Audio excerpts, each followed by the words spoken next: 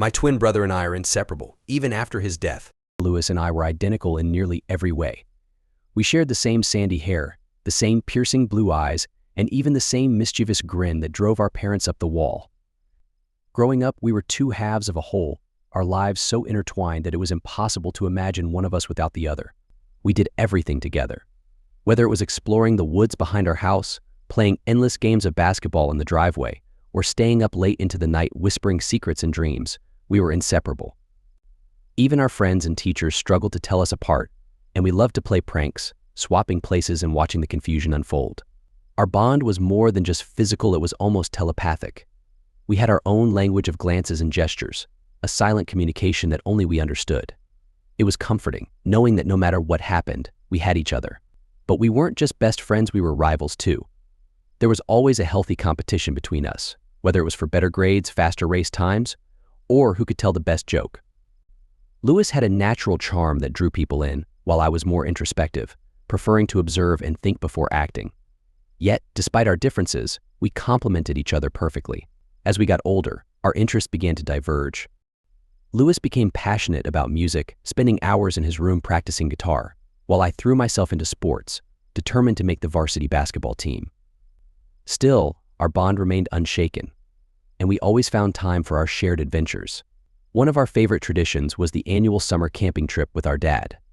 Every year, we would pack up the car and head to the same remote campsite, far away from the noise and distractions of everyday life.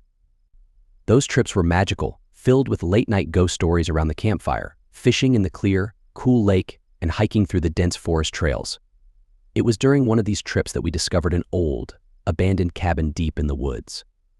The place was a wreck, with broken windows and a collapsing roof, but to us, it was a treasure trove of possibilities. We spent hours exploring, pretending it was our secret hideout, a place where we could escape from the world and be whoever we wanted to be. As the years passed, the cabin became our sanctuary. Whenever life got too overwhelming, we would sneak away, escaping to our secret refuge.